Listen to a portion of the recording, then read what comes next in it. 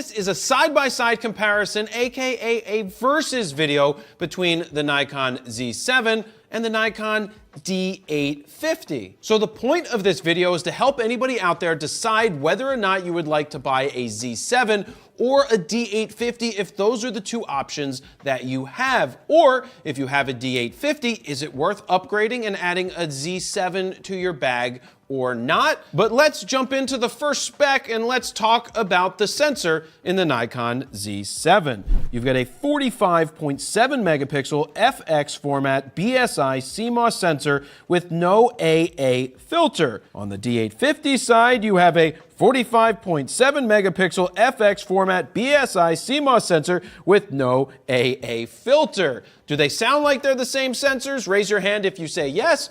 I say yes, but Nikon says no, they're not the same sensors. They're pretty darn similar. In this case, nobody gets a check mark to start off. Nobody. Now let's talk about the mount. Now keep in mind that Nikon has had the same mount, the F mount, since 1959. They haven't changed it. Now with the introduction of the Z7, they've come out with a Z mount. So now you have Z-mount lenses that go onto this camera. The D850 still has the F-mount, so any of those lenses from 1959 and on can go onto this camera. Now with that being said, the Nikon Z7 can take an F to Z adapter, so you can adapt your modern F-mount lenses, all the autofocus ones, all the AFS ones, onto this camera and use them natively without any autofocus issues, basically with no issues at all. You're taking the F lenses that you already have and you're putting them onto the Z7. So the first check mark of the day goes to the Z7. Now let's move into the ISO capabilities of these cameras, starting with the Z7. The Z7 goes from 64 to 25,600, expandable to 102,400.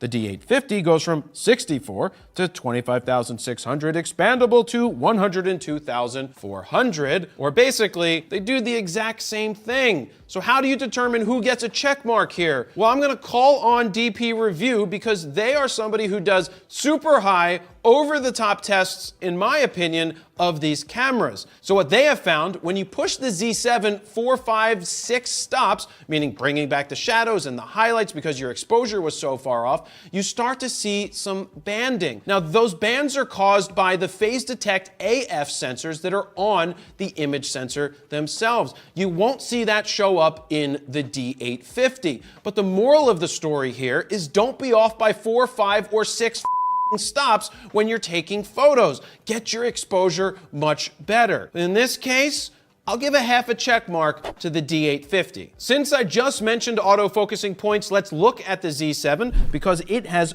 493 phase detect autofocusing points that go edge to edge. You can go all the way to the top with your autofocusing points, all the way to the bottom. It has 90% coverage. It honestly feels like more than that because you can go all the way over to the left and right hand sides except for just one small box. So there's a ton of autofocusing points there. Now moving on to the D850, you have 153 autofocusing points with 99 of them being cross-type sensors. Now in this case, I like having more autofocusing points. Some people may say that the D850 has better autofocusing capability than the Z7.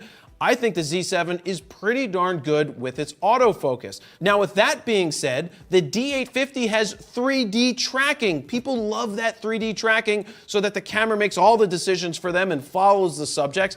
I personally only use it if I'm going to shoot birds or if I'm going to shoot airplanes that are moving fast because then the 3D autofocus tracking does great with that.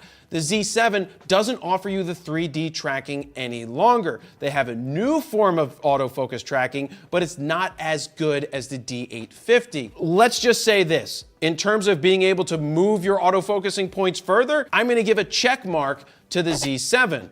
In terms of having that 3D autofocusing capability, I'll give a check mark to the D850. But overall, personally, I think I like having the ability to move my autofocusing points anywhere I can on the screen up to 90% coverage. I think I'm going with the Z7 for its autofocus capability. Being that I'm a low light shooter, not a low life shooter, don't mix the two up, which camera can focus better in low light situations? The D850 is rated for lower light situations when it comes to autofocus, whereas the Z7, not as much. I haven't run into too many issues in low light situations with the Z7 where it's given me any issues, but in this case, because the D850 can do better in low light situations, we'll give that a checky McCheckmark. Frame rate is a big deal to people. That's how many frames a second you can shoot. The Z7 will give you 9 frames a second in 12-bit RAW in the high extended mode. Now, if you haven't used a Z7 just yet, what that means is when you're taking pictures, you're seeing a preview every time you take a picture of the last picture that you just took. So it's a little more herky-jerky as you're trying to follow your subject. But you do have the ability to shoot at 5.5 frames a second in normal high mode in 14-bit RAW. Now the D850 on the other side, right out of the box, can do 7 frames a second. But if you add the vertical grip and a D5 battery, you can shoot 9 frames a second with no loss of quality. That is awesome. Now, speaking of battery grips, you have one on the D850 with full functionality to change your settings. Z7, not so much. There's a development announcement of a battery pack, which does make it a little easier to hold the camera and puts an extra battery in there so you get longer battery life, but it doesn't have any buttons. So you can't change your exposure. You can't shoot any pictures when you're shooting vertically or horizontally. It doesn't allow you to do that. In this case, the D850 wins for better frames per second natively shooting 14-bit uncompressed RAW, and it wins because you can add that grip and get more frames per second. But keep in mind, it's $350 to buy a D5 battery charger, and it's $100 and some to get a D5 battery. So you're adding an extra $500–600 if you want to do that on top of having to buy that grip. Still, get a grip, D850 checkmark. Moving on to the buffer. The Z7 will give you 18 RAW files in the buffer. Compare that to 51 RAW files in the D850. 2 extra check marks go to the D850 for this one because it has a much better buffer. Now, I didn't really outrun this camera, the Z7, when I shot at the 5.5 frames per second because it's really quick to write to the cards, but I'm not gonna sit here and try to justify it being better because it has a smaller buffer, because in this case, the D850's buffer is just better. We know one major difference between these two cameras is one is a mirrorless camera and one is a DSLR. Now that means that there's different types of shutters inside of these cameras. The Z7 has a mechanical shutter that tops out at 1/8000th of a second. The D850 has a mechanical shutter that tops out at 1/8000th of a second. The Z7 has an electronic shutter which allows you to shoot up to 1/8000th of a second, but shoot in complete silence. The D850, it actually has the ability to shoot silent as well, but the problem is you need to use the back of the screen, you need to touch the screen to focus because you don't have an electronic viewfinder to look through. It gives you that ability to do it, it's just not as good as the Z7, so in this case, the Z7 gets the check mark. Now let's get back to the video. These days, a lot of people call themselves hybrid shooters. Now, if you're somebody who likes to shoot photos and shoot video, one of these cameras is going to be a little better than the other. Now, if you're somebody who's just focusing on stills, yeah, the D850 is still going to be a great option for that, but let's look at the video features of the Z7. It will shoot full frame 4K with pixel binning video. It also shoots DX cropped 4K with oversampling from 5K without pixel binning. It will do 10-bit 422 with N-Log with a slight crop, and it will do 1080p video at 120 frames a second, either with sound or without sound. Now the D850 on the other side will do full frame 4K with pixel binning, 1080p 120 frames a second, but it will only bake in those files and it will not give you sound. Now the Z7 clearly wins in this case because I think the video is better quality than what you're getting out of the D850. Honestly, we're using a D850 right now, which is great in the studio when it's locked off. but the major differences become the autofocusing capability. Nikon says the D850 has face priority autofocus that uses contrast detection, and guess what? It sucks. Like, really, really sucks. Now, the Z7, on the other hand, has a new feature called AFF, which has subject tracking and full-time autofocus that doesn't suck. It doesn't even come close to sucking. It's actually really, really competitive compared to the Canons and the Sonys. So in this case, 23 check marks. I know that's a lot of check marks, but 23 check marks go to the Z7 for better video capabilities all around. Another great video feature that you find with the Z7 is 5-axis in-body stabilization. But it's not just for video, it's for stills. So any lens that you put on this camera will have image stabilization, including ones that already have VR. It will still use your VR and the in-body stabilization. The D850, on the other hand, offers you some 3-axis electronic stabilization, which is not going to be very useful for pretty much anything. So in this case, for running and gunning for video, for hand holding at slower shutter speeds, the Z7 is going to win every single time.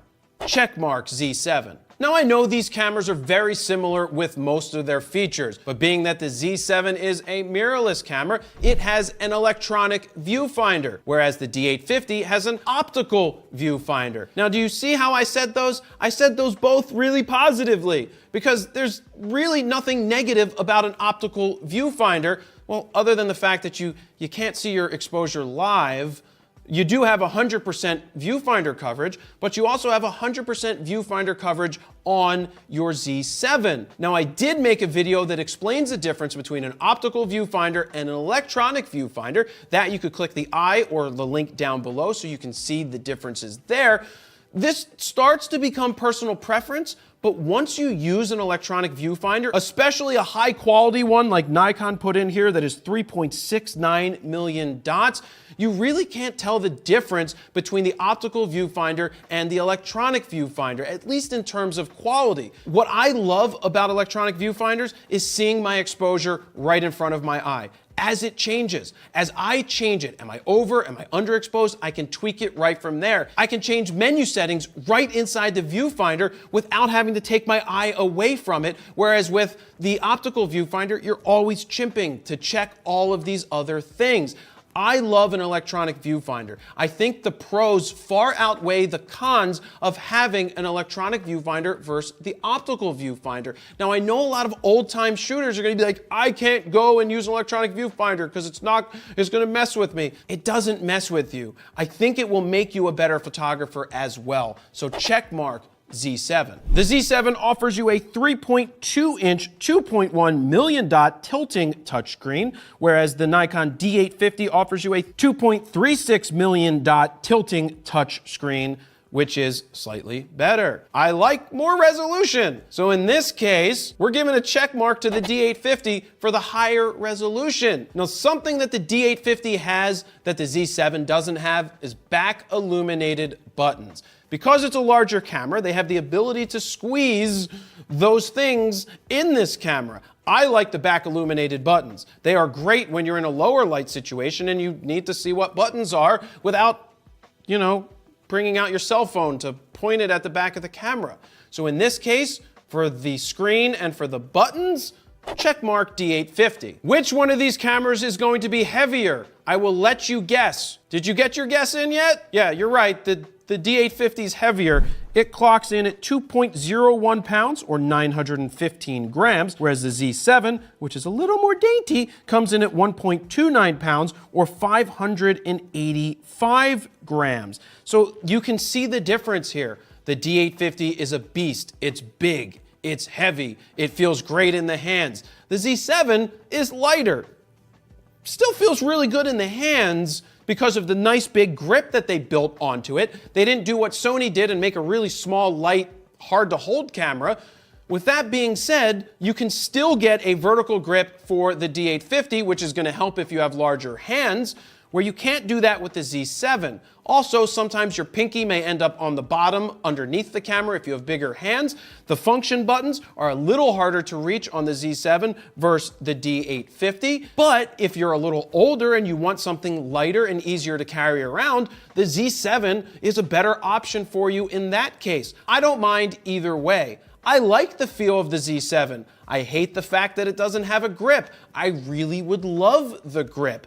In this case, I'm not giving a check mark to either one because they both have pros and cons depending on what you're looking for. They are super, super similar. Again, though, I will give a check mark just for the hell of it for the D850 for having an option of having a grip. I'm a big fan of shooting redundant in my cameras, meaning if I have 2 card slots, like in the D850, I go ahead and shoot RAW files to both, just in case something ever happens to one of those cards. So in the D850, you will find that you have 1 XQD card slot and 1 SD slot that is UHS-2. 2 really good slots. I would prefer having 2 XQD cards because those are super fast and super reliable for the most part.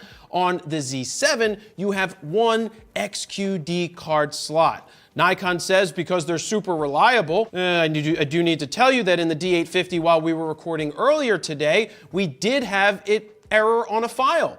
So that was more of a camera issue than a card issue. But that's not something you want to have go wrong. A lot of people who are wedding photographers don't want to risk something going wrong with their camera where they lose 1 card. If that's you and you're worried about having just 1 card, then the Z7 may not be for you. But if you can get past that, I'm still having trouble getting past that myself. I've done a bunch of shoots with it, and I do hate having to worry about will that 1 card fail on me and will I lose everything. That's why my hope is that Nikon comes out with future cameras that have 2 card slots in their mirrorless cameras. In this case, for the 2 card slots, I'm giving a check mark, not begrudgingly, because it deserves it, to the D850. But you need to decide, can you live with the trade-offs? Can you worry about it? If you worry about it, then the Z7 isn't for you. If you think that the features are much better in a Z7 for you, then of course you can go with it. Battery life is an issue for everybody. How many shots can you get? How much video can you shoot? The Nikon Z7 uses an ENEL15B battery that allows you to do USB charging when the camera is off. The D850 uses an ENEL15A battery, but if you add the vertical grip, you can use the Nikon D5 battery and basically shoot thousands of images before you ever need to change the battery or charge it. The Z7, I've squeezed out over 700 images with still 5% battery life left from just shooting stills. So you do get a good amount of shots out of it, but I would still love to have that grip and have that extra large battery. For battery life, we're going check mark with D850 because you have the ability to add the grip and the D5 battery. Now, before we get to the price, I have 2 extremely important tests to do right now. We'll start with the wind tunnel. Here we go. Wind tunnel test will commence in 3, 2, 1, and blow. I did not expect that to happen. I did not expect it. I didn't expect the D850 to win the wind tunnel test. Let me tell you why. It won because all the air got caught up on the big grip of the Z7. I didn't expect that to happen, but let's look at the second test, which is the sniffy sniff. Sniff test. Roses? Butterflies? Nobody gets a check mark. They both smell good. And finally, the price. The price is definitely going to show us which one's the winner, right? All right. The Z7 comes in at $3546.95 with the added adapter, which is $150 more at this time when you buy it together. You're going to need the adapter, so that's the price. The price of the D850 is $3296.95. They are basically priced exactly the same. These two cameras are very similar. I think the D850 is one of the best, if not the best, DSLR ever made. That's well-rounded and versatile and affordable for most people who are photographers and looking to be pros and are working. This is one of the greatest cameras ever made. The Z7 is an evolutionary step to the next thing, which are mirrorless cameras. Which should you go with? If I was starting out today and I'm looking to be a hybrid shooter, I shoot stills, I shoot video, I want to shoot silent, I find it hard to say not to go with a Z7. The Z7 is extremely well-rounded. If you're somebody who's just doing stills, you have your F-mount lenses, you don't want to go with the mirrorless camera for whatever reason, you like the feel and the size of the D850, and the stills are really just your focus, you can't go wrong with the D850 either. But if you want to have those autofocusing points that move all over the screen, that cover 90% of your viewfinder, the Z7 is going to be great for that. If you're a studio shooter, and you work just in the studio and you shoot tethered, D850 all day. This is going to be a viable camera from now and long into the future. But if you throw video in at all and you need autofocus, the Z7 is a better choice. It's a better option. So you can see this is a difficult decision. I want to know what you think. Leave a comment down below with which one you would go with. I did say that if you did have a D850, should you go and get a Z7 yet? You have to ask yourself that question. Do you shoot video? Do you want something smaller and lighter? Can you live with the one card slot? Can you live with not having the vertical grip?